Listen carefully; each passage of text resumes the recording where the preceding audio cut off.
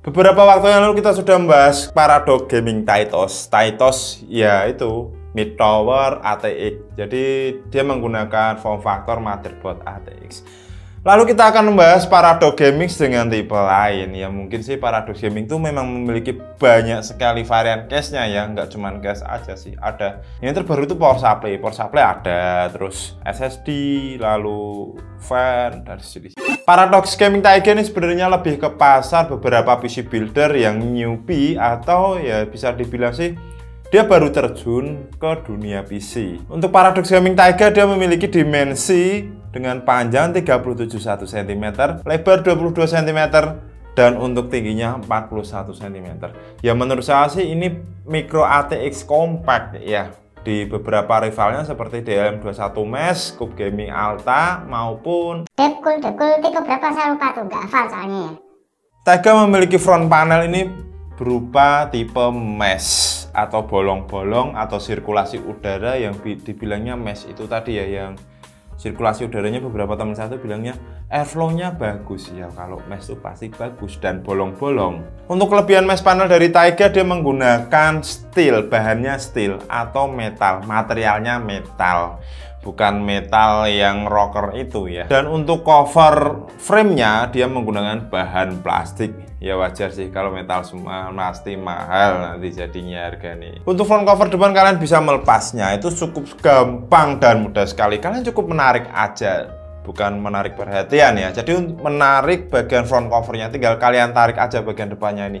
Ini nggak sulit sih, kalian harus menggunakan sedikit power atau tenaga untuk menarik. Dia sudah support atau support bracket fan sebanyak 2 kali 120 mm. Selain 12 cm, kalian juga bisa menggunakan fan ukuran 140 mm atau 14 cm sebanyak 2 pieces. Jadi kalian nggak bisa menggunakan fan 3 kali 120 mm atau 3 buah fan 12 cm. Ya, sebenarnya udah cukup sih untuk sekedar airflow saja untuk membantu sirkulasi udara dari depan ke dalam case atau kita menyebutnya dengan inhale. Jadi untuk beberapa PC builder selain ya front covernya sudah mesh, ini juga ada dust filternya. Beberapa PC builder gak perlu khawatir, wah nanti debunya masuk.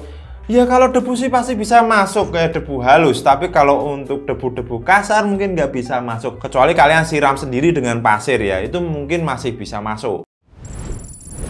Untuk top panel dia memiliki dust filter. Jadi bagian atas exhaust itu memiliki dust filter. Selain itu dia juga support fan 2 kali 120 mm atau 12 cm maupun 140 mm kali 2 pieces. Jadi kalian bisa pakai fan 12 cm sebanyak 2 pieces atau fan 14 cm sebanyak 2 pieces. Terserah kalian. Kalian lebih suka mana? 12 cm atau yang lebih lebar 14 cm itu sebanyak 2 pieces. Kalian bisa menggunakan IO 240 mm dan 280 atau 280 mm di bagian atas. Ya mungkin ini masih aman. Kalau kalian menggunakan IO 240 mm, ini baiknya udara yang panas dari radiator itu langsung disembur keluar oleh fan. Jadi langsung exhaust ke atas. Wes gitu ya. Jadi kalian sudah include atau pre-install fan 120 mili atau 12 cm sebanyak 1 pieces di bagian belakang atau exhaust belakang. Selain itu dia memiliki fitur RGB statik. Ya sebenarnya otomatis RGB-nya bisa ganti-ganti sendiri warnanya.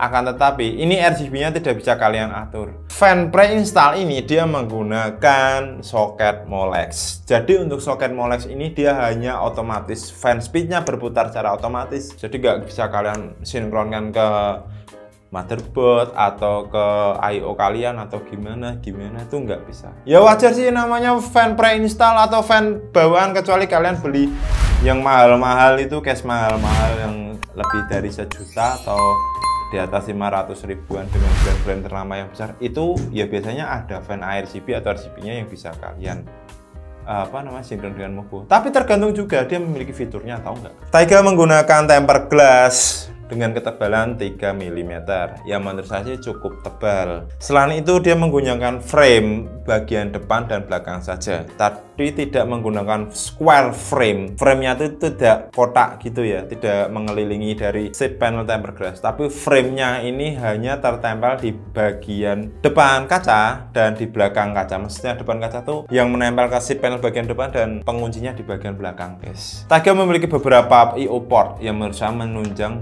dan cukup komplit.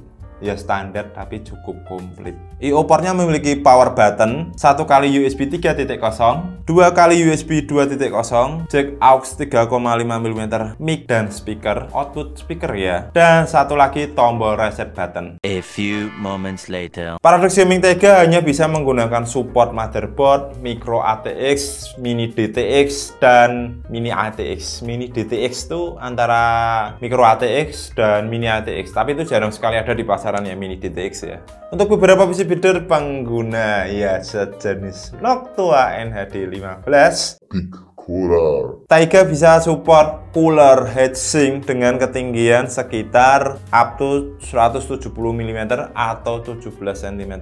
Walaupun setahu saya di datanya itu support 180 mm atau 18 cm, tapi untuk sweet spotnya ya lebih pendek dikit lah ya, sekitar 170 mm atau 17 cm.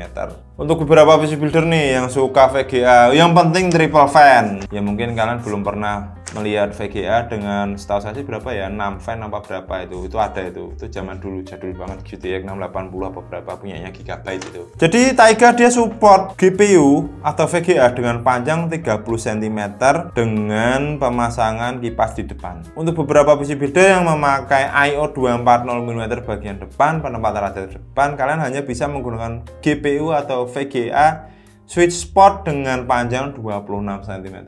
Lumayan ya, 4 cm ya. Ya kalau menurut saya sih secara pribadi kalian pemasangan I/O memang lebih bagus di bagian atas radiatornya, karena itu tidak akan mengganggu clearance dari GPU kalian jika kalian menggunakan VGA dengan triple fan. Yang penting triple fan, nggak ngurus itu chipnya GT1030 ya. Kalian kan seperti itu setahu saya. PSU supportnya dia menggunakan ATX size. Jadi ATX size pada umumnya standar dengan panjang kebanyakan sih ATX sekitar 14 cm. Akan tetapi jangan pakai yang panjang-panjang ya, macam HX 1000 watt ya.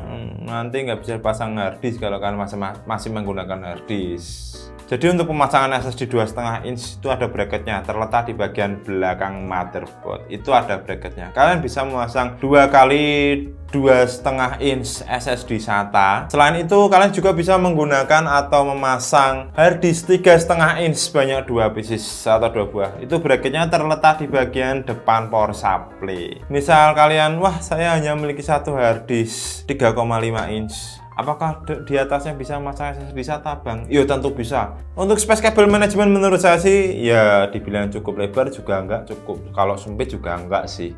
Menurut saya pas-pasan, standar jeglek, nggak macam-macam, nggak neko-neko. Taiga memiliki kabel manajemen dengan space atau clearance selebar 1,3 cm, antara 1,5 atau 1,3, itu sekitar segitu. Untuk wiring bagian kabel CPU power ya, dan itu kalian juga harus pinter-pinter wiring kabel 24 pin motherboard.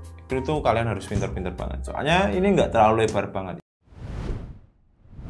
Merupakan case micro ATX dengan front panel mesh, good airflow, dapat memuat heatsink tower yang tinggi, dapat memuat VGA dengan panjang 30 cm ya tanpa I/O di bagian depan ya, include fan 120 mili atau 12 cm dengan fitur RGB static. Bagian atas dia support radiator I/O 240 mm.